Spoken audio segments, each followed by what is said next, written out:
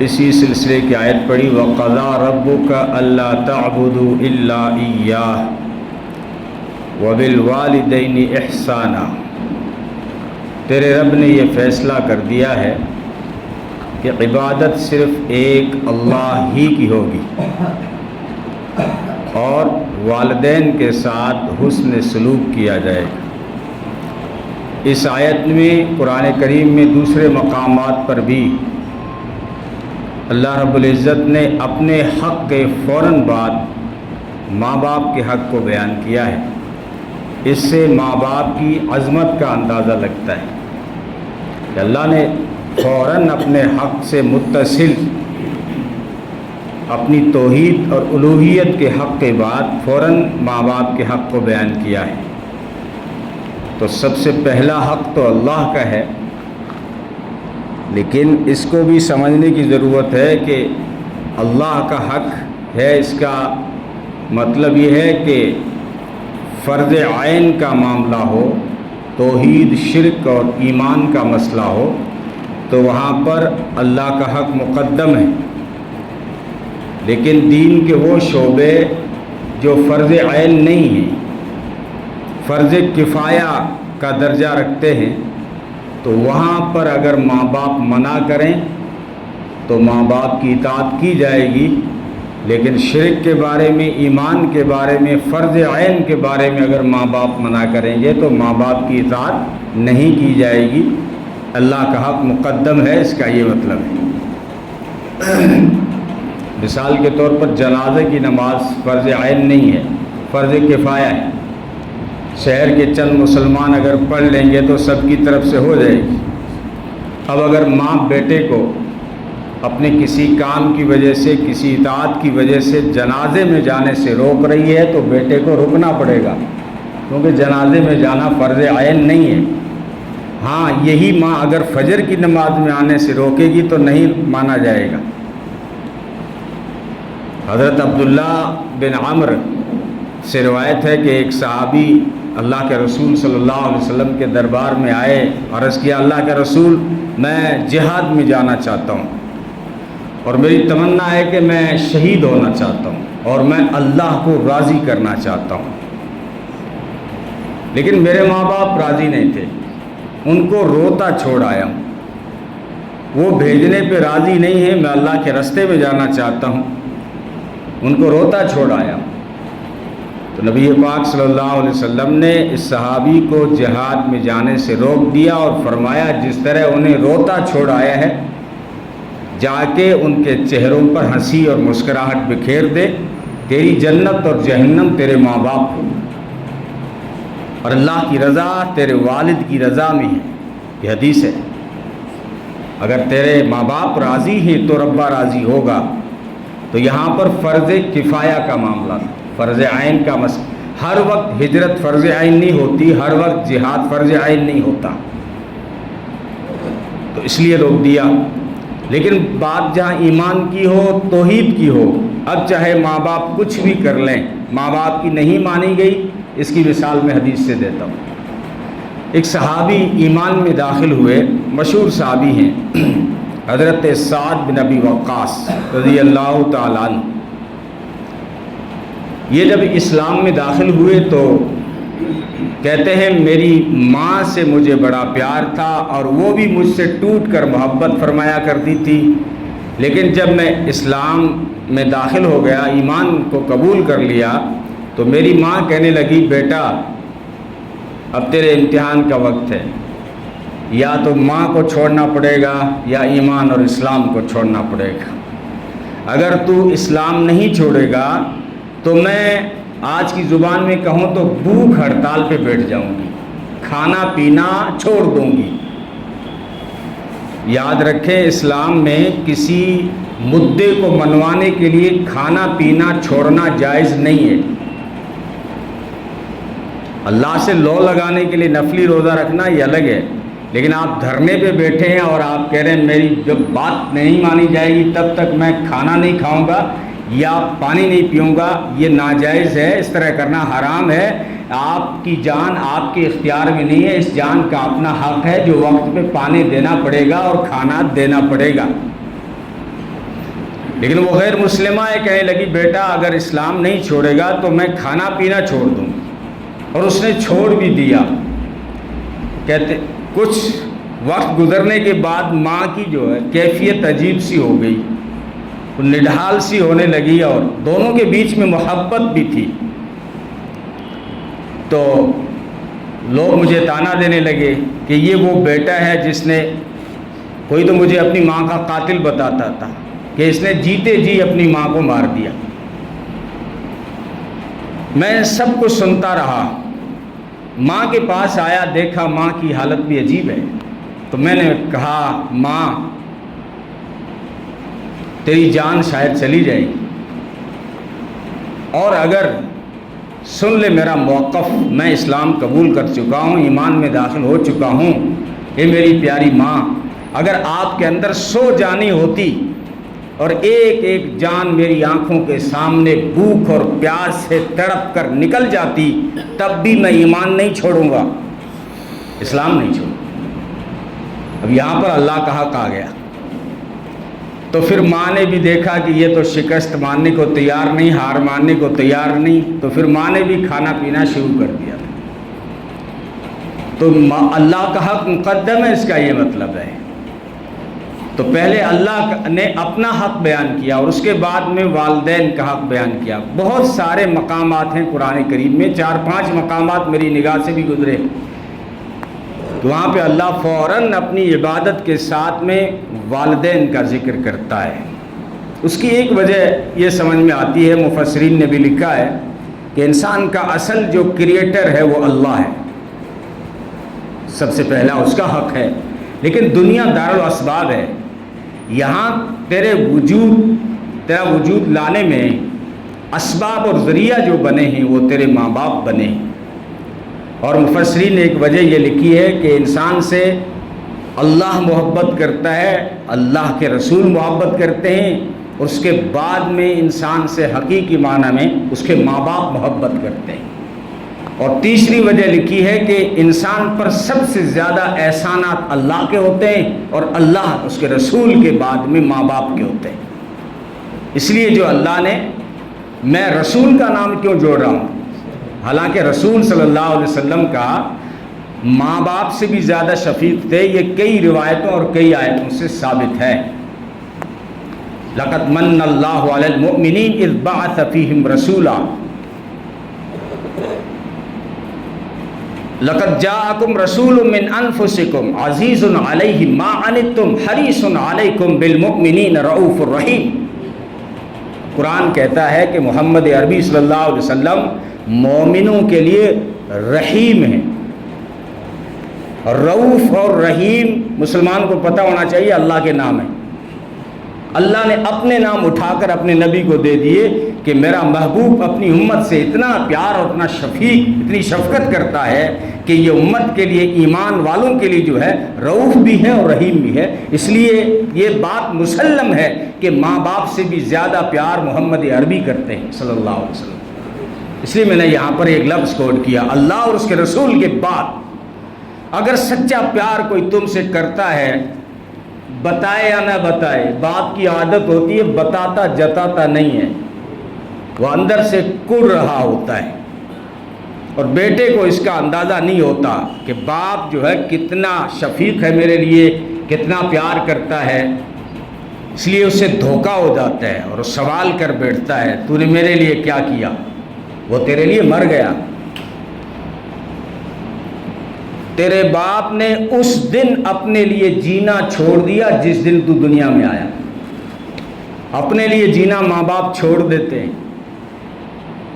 یہ بزرگ صحابی اپنے اشعار میں یہ بات رکھتا ہے، جب ایک نوجوان اللہ کے رسول صلی اللہ علیہ وسلم کے دربار میں نے پیچھے اولاد کے حقوق کی بات چل رہی تھی تو وہاں پر بھی خوبصورت ایک واقعہ کوٹ کیا تھا۔ یہ بھی روایتوں میں موجود ہے کہ ایک نوجوان کی شکایت جو ہے، ایک نوجوان اللہ کے رسول صلی اللہ علیہ وسلم کے دربار میں آ کر اپنے باپ کی شکایت کرتا ہے کہ میرے باپ کو میں جو پیسہ دیتا ہوں وہ خرچ کر دیتے ہیں۔ ایک سفر میں کہہ کر گئے تھے یہ رقم ہے، ضروریات میں استعمال کر لینا، میں بہت جلد کاروباری سفر سے لوٹ کے آ جاؤں گا۔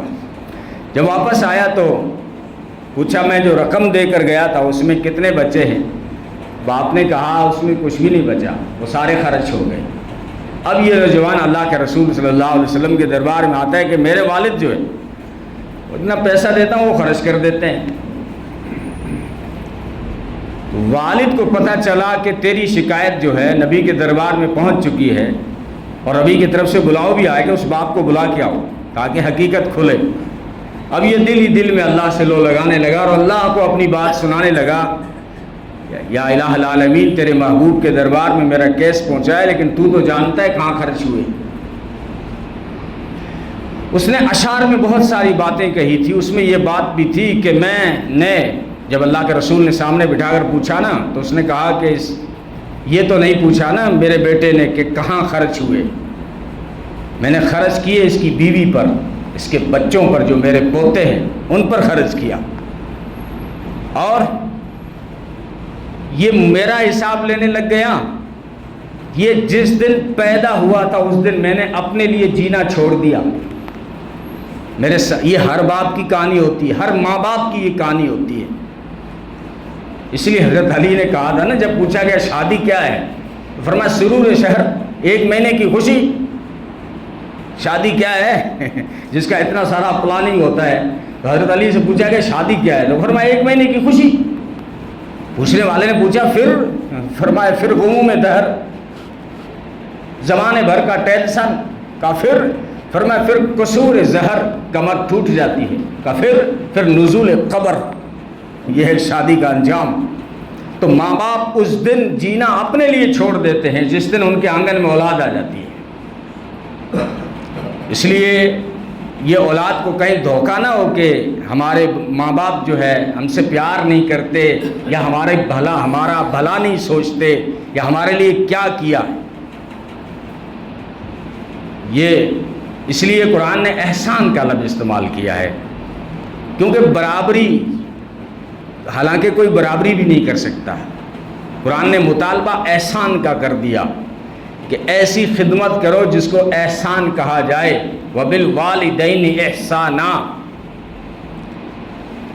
اور قرآن نے اس کا اقرار کیا ہے کہ تم ماں باپ کے حقوق کو ادا نہیں کر سکتے جو جیسا حق ہے۔ ایک واقعہ ہے، حضرت عبداللہ ابن عمر کے پاس میں ایک شخص آ کر کہتا ہے، اللہ کے ایک صحابی رسول حضرت عمر کے بیٹے ہیں عبداللہ ابن عمر، کہ میں نے میری ماں کو کندھے پہ بٹھا کے حج کرایا، 7 چکر جو کاٹے ہیں، وہ طواف کے 7 چکر سے 1 چکر ہوتا ہے،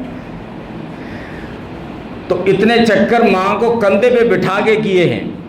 یہ ایک تاریخی روایت ہے، کوئی حدیث نہیں ہے، حضرت عبداللہ ابن عمر کی بات کر رہا ہوں، عمر کے بیٹے ہیں۔ حدیث اس وقت بنتی ہے جب نبی نے فرمایا، یہ حدیث نہیں ہے۔ واقعہ بڑا خوبصورت ہے اور پہلی صدی کا اور نبی کے زمانے کے قریب کا واقعہ ہے۔ تو حضرت عبداللہ ابن عمر نے کہا، جب اس نے پوچھا نا کیا میں نے میری ماں کا 7 چکر کندھے پہ بٹھا کے حج کرایا تو کیا ماں کا حق ادا کر دیا؟ فرمایا کتنے چکر کاٹے تو نے؟ کہا 7۔ فرمایا ابھی 1 چکر کا بھی حق ادا نہیں ہوا، 1 چکر کا تو نے ماں کے پیٹ میں بل کھائے۔ سائنس بھی آج اس کو مانتی ہے، یہ بچہ جو ہے نا اپنے ماں کے پیٹ میں، اس کا چہرہ پیٹھ کی طرف ہوتا ہے اور سر اوپر ہوتا ہے، یہاں یوں بیٹھا رہتا ہے، لیکن جب ڈلیوری اور ولادت کا مرحلہ آتا ہے پلٹی پوری کھاتا ہے، پہلے سر آتا ہے پھر پاؤں آتے ہیں۔ اب کہا کہ 1 چکر ابھی، اور اس کے علاوہ اس کو بھی سائنس نے تسلیم کیا ہے، بچہ گھومتا رہتا ہے ورنہ وہ جام ہو جاتا، وہ ہلتا رہتا ہے، ماں کام کر رہی ہے سو رہی ہے، وہ اندر ہلتا رہتا ہے، ابھی 1 چکر کا بھی حق ادا نہیں ہوا۔ اور بعض جگہ لکھا ہے کہ ولادت کے مرحلے میں جو ایک آہ نکلی تھی اس آہ کا بھی حق ادا نہیں ہوا۔ ماں باپ کے حقوق کا کون جو ہے حق ادا کر سکتا ہے؟ کس کو حق ہے کہ ماں باپ کے احسان کا حساب کرنے بیٹھ جائے؟ تو فرمایا فَإِمَّا يَبْلُغَنَّ عِنْدَكَ الْكِبَرَ أَحَدُهُمَا أَوْ كِلَاهُمَا، جب تیرے سامنے تیرے ماں باپ میں سے کوئی دونوں یا دونوں میں سے کوئی ایک جب بڑھاپے کو پہنچ جائیں تو قرآن کہتا ہے فلا تقل لہما اف، ابھی انہیں اف بھی مت کہنا۔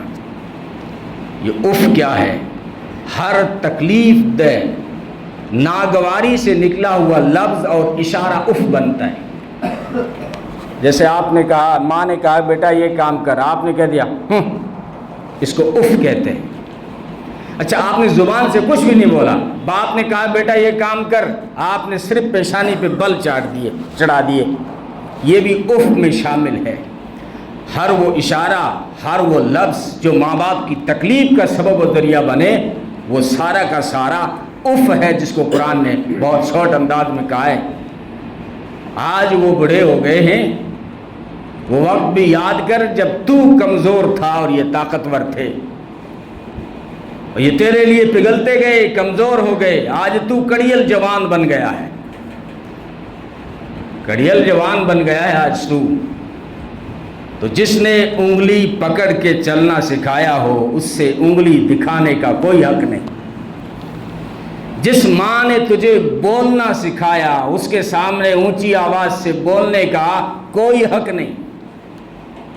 ماں باپ کو سمجھانے، اکثر یہ حال ہو گیا، پتہ نہیں ہر نوجوان اپنے آپ کو کتنا شانہ سمجھتا ہے کہ اپنے ماں باپ کو باوڑا سمجھتا ہے۔ وہ باوڑے نہیں، اگر باوڑے ہوتے تو تم تو 3 دن میں ہی مر جاتے۔ تیری ماں باوڑی ہوتی، تجھے 3 دن دودھ نہ پلاتی، تیرا 7 دن پاخانہ صاف نہ کرتی، تو آج تو یوسف جو مارکیٹ کا بنا پھرتا ہے نظر نہیں آتا، نظر نہیں آتا۔ کسی پنجابی نے کہا تھا ماں کا دکھ سناتے ہوئے، آپ کی پڑوس کی زبان ہے آپ شاید سمجھ بھی جائے، محمد بخشا کر کے شاعر ہے پنجاب کا، وہ ساری زندگی، وہ پنجابی میں کہتا ہے کہ ساری زندگی آٹا گنیا،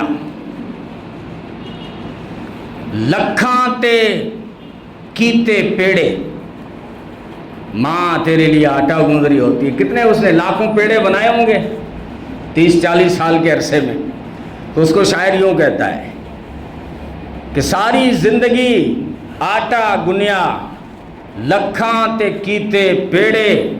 محمد بخشا اس کا شاعر، وہ اپنا نام بیچ میں کوٹ کرتا ہے، کہتا ہے اوکھے ویلے، جب برا وقت آیا نا، بڑھاپے میں پہنچ گئے ماں باپ، اس کو شاعر کہتا ہے اوکھے ویلے محمد بخشا نہ ننگدا کوئی نیڑے، جس ماں نے تجھے پیڑے سے روٹیاں بنا کے سکھایا، کمرے میں جا کے پوچھتا بھی نہیں ہے کیا حال ہے۔ اور وہ صحابی رسول نے، اللہ کے رسول صلی اللہ علیہ وسلم کے دربار میں یہ بھی کہا تھا کہ میں اس کا باپ ہوں، کوئی نوکر تو نہیں، دنیا تو نوکر سے بھی پوچھتی ہے تیرا کیا حال ہے، میرا بیٹا اگر مجھے باپ نہیں تسلیم کرتا تو پڑوسی تو تسلیم کرے، دنیا پڑوسی کے حق کا خیال رکھتی ہے، اسلام نے پڑوسی کے حقوق بتائے ہیں، تو پڑوسی جتنا ہی میرا بیٹا خیال کر لے۔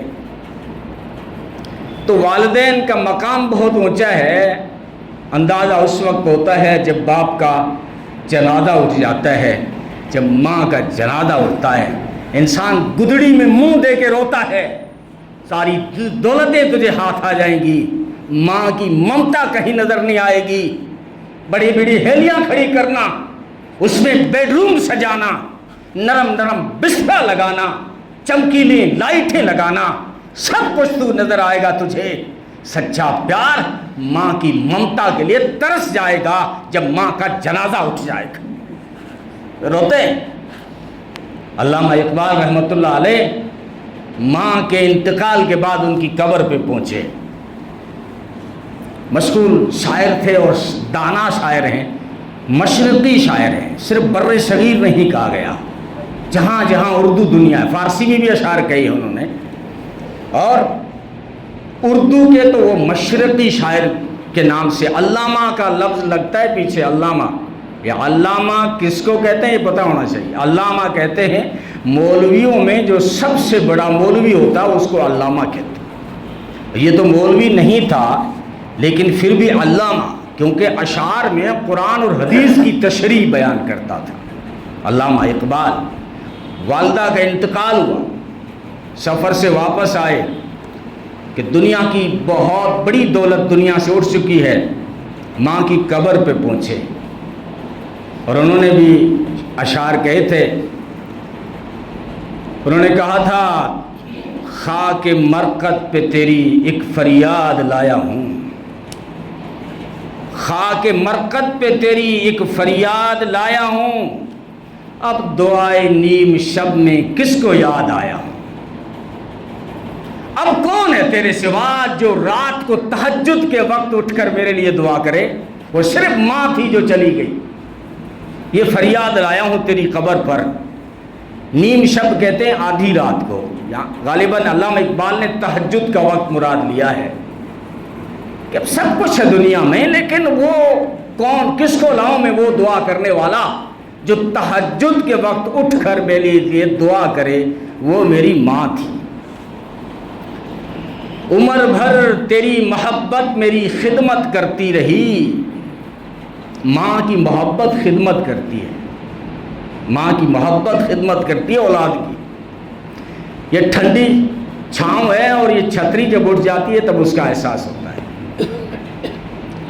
تو یہی اقبال کہہ رہا ہے کہ عمر بھر تیری محبت میری خدمت کرتی رہی، جب میں تیری خدمت کے ہوا قابل تو تو رخصت ہوئی۔ تیری محبت تو زندگی بھر میری خدمت کرتی رہی، لیکن جب میں تیری خدمت کے لائق ہوا تو تو رخصت ہو گئی۔ اب افسوس ہو رہا ہے کہ نہیں؟ یہ صرف علامہ کی بات نہیں ہے کہ وہ انتقال کے بعد ماں کی قبر پہ پہنچے ہیں۔ محمد عربی صلی اللہ علیہ وسلم کی سیرت پڑھو، حجۃ الوداع کی واپسی کے موقع پر 63-62 سے زیادہ، 63 کے قریب، کچھ مہینے کے بعد پھر دنیا سے رحمت فرما گئی، اسی حج کے بعد ربیع الاول میں چلے گئے 1-2 مہینے بعد۔ 63 سال کی عمر میں اپنی والدہ کی قبر پہ حاضری دیتے ہیں، پہنچتے ہیں، اور وہاں پر ہچکیاں بن جاتی ہیں کہ محمد عربی صلی اللہ علیہ وسلم بھی وہاں ماں کی قبر پہ جا کر پگھل کر رونے لگ جاتے ہیں۔ تو ماں کی یہ محبت ہے، والدین کی، دونوں کا۔ دیکھو ماں کی خدمت میں مقام زیادہ ہے، کئی بار میں بتا چکا ہوں کہ خدمت میں ماں مقدم ہے، یہ نبی پاک صلی اللہ علیہ وسلم نے خود بتایا ہے۔ لیکن جہاں عظمت کی بات آئے گی، احترام کی بات آئے گی، کہنا ماننے کی بات آئے گی، وہاں پر باپ مقدم ہے۔ چلنے کی بات آئے گی تو باپ سے آگے نہیں چل سکتے، بیٹھنے کی بات آئے گی تو باپ سے پہلے نہیں بیٹھ سکتے، باپ کے برابر اگر کرسی اور چارپائی پہ بیٹھنا چاہتے ہیں تو باپ کی اجازت سے آپ بیٹھ سکتے ہیں، بغیر اجازت کے بے ادبی میں شمار ہوتا ہے۔ تو یہ ادب احترام میں باپ مقدم ہے۔ تجھے چاہے کیسا ہی نظر آئے، تیرے لیے سب سے بڑا ہیرو یہ ہے۔ شاہ رخ خان اور سلمان خان اتنے بڑے ہیرو نہیں ہیں تیرے لیے جتنے لیے تیرا باپ ہیرو ہے۔ نوجوان بچوں کو کہہ رہا ہوں، دنیا کی رنگ رنگیلیوں پہ دیکھ کے دھوکہ نہ کھایا کرو، اس سے بڑا تمہاری بھلائی چاہنے والا وفادار نہیں ہوگا۔ وراٹ کوہلی تمہارا ہیرو نہیں ہے، تمہارا باپ تمہارا ہیرو ہے، جو تمہارے لیے کڑ جاتے ہیں اور مر جاتے ہیں، اور تمہارے لیے وہ سب کچھ برداشت کر جاتے ہیں۔ فرمایا جب دونوں میں سے کوئی ایک یا دونوں بڑھاپے کو پہنچ جائیں، فلا تقل لہما اف، اب انہیں اف بھی مت کہنا۔ مولانا رومی نے ایک واقعہ لکھا ہے، بہت مشہور ہے۔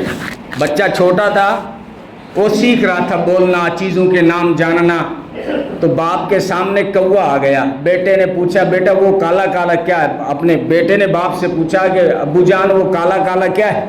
کہا وہ کوا ہے۔ وہ بچہ تو بھول جاتا ہے، وہ نام یاد نہیں رہتا۔ اس نے ایک ہی مجلس میں 25 مرتبہ پوچھا کہ وہ کالا کالا کیا ہے؟ باپ نے پیار سے بتایا بیٹا وہ کوا ہے، اس کو کوا کہتے ہیں۔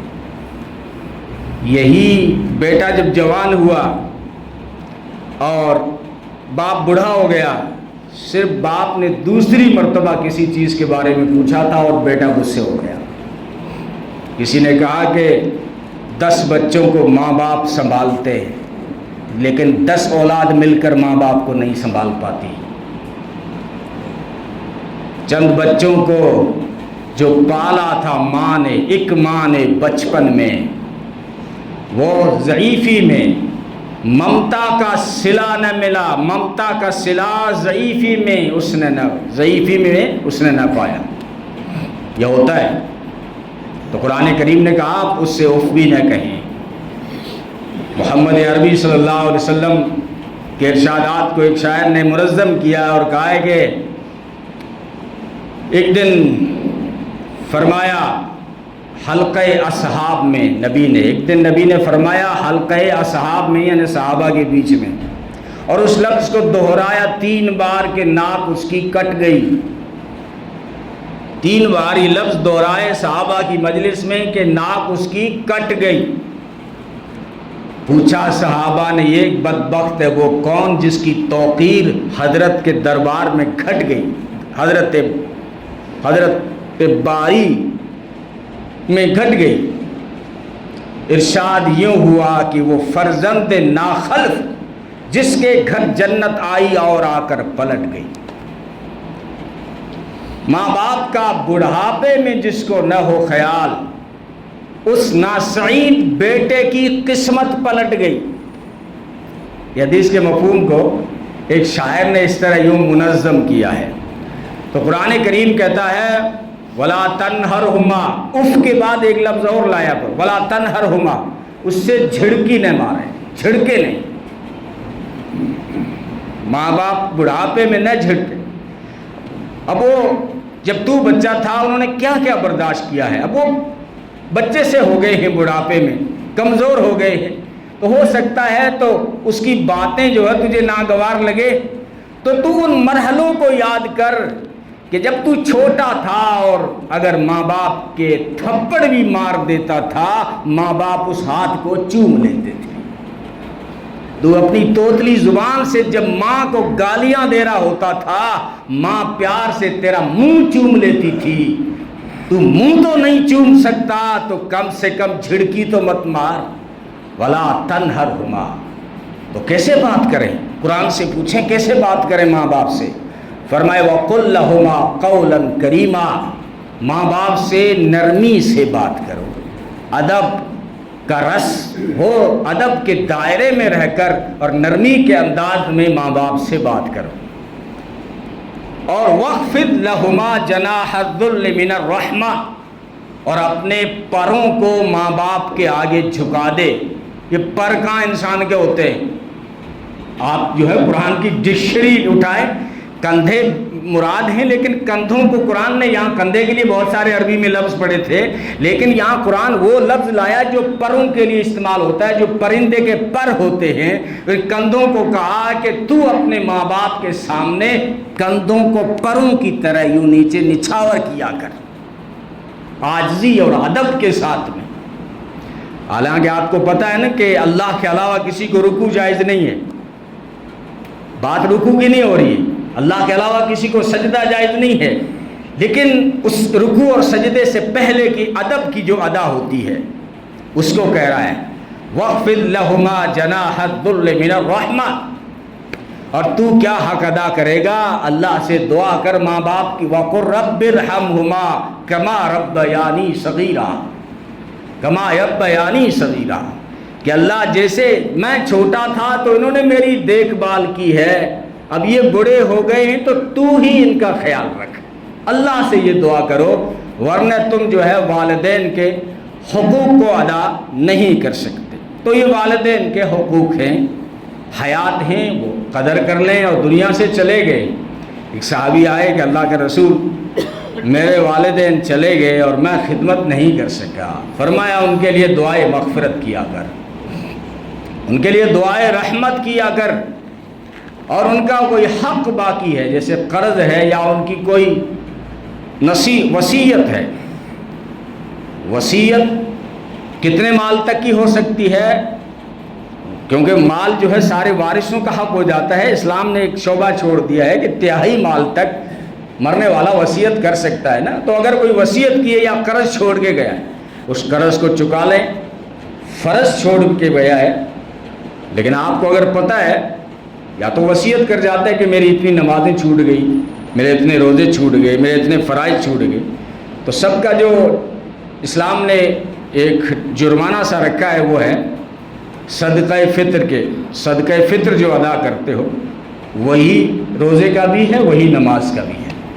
بہرحال، اور ایک اور حق بتایا کہ والدین کی وجہ سے جو رشتے ہیں ان رشتوں کا خیال رکھو، یعنی اگر والدہ ہے تو تیرے ننیالی جو رشتہ دار ہیں تو ماں کی وجہ سے ننیالی رشتہ داروں کا احترام کرو، اور اگر باپ ہے تو باپ کی وجہ سے ددیحالی رشتہ داروں کا احترام کرو۔ اور پانچویں چیز ہے کہ رشتہ داری چھوڑو، اگر کوئی تمہارے ماں کی سہیلی تھی، اگر تمہارے باپ کا کوئی دوست تھا، اس کا بھی باپ کی وجہ سے لحاظ رکھو اور اس کا بھی احترام کرو۔ تو یہ والدین کے حقوق ہیں جو انسان کی قسمت بنا جاتے ہیں، دنیا اور آخرت۔ آخرت تو بنتی ہی ہے، کیونکہ جنت کہاں رکھی؟ ماں کے قدم میں، اور اس جنت کا دروازہ باپ کو بنا دیا۔ آخرت تو ہے ہی ماں باپ کے ساتھ وابستہ، لیکن دنیا میں اگر تم چاہتے ہو کہ ہم نیک نامی حاصل کریں، عزت حاصل کریں، عروج اور بلندی پہ چلے جائیں، ہمارا بہت بڑا مقام اور اسٹیٹس بن جائے، ہمارا تجارت اور کاروبار ہمارا چمک جائے، اور ہمیں چین اور سکون کی زندگی میسر آ جائے، یہ ماں باپ کی خدمت کے بغیر نہیں ملا کرتے۔ دھوکہ ہو جاتا ہے، اوپر سے سفید کڑپ لگا کے ڈریس پہننے والا بھی ماں باپ کو ستانے والا اندر سے بے چین ہوگا۔ حقیقی عزت اور حقیقی سکون اللہ رب العزت نے تمہاری اقدار اور روایات سے وابستہ کیا ہے۔ اللہ تعالیٰ عمل کی توفیق عطا فرمائے۔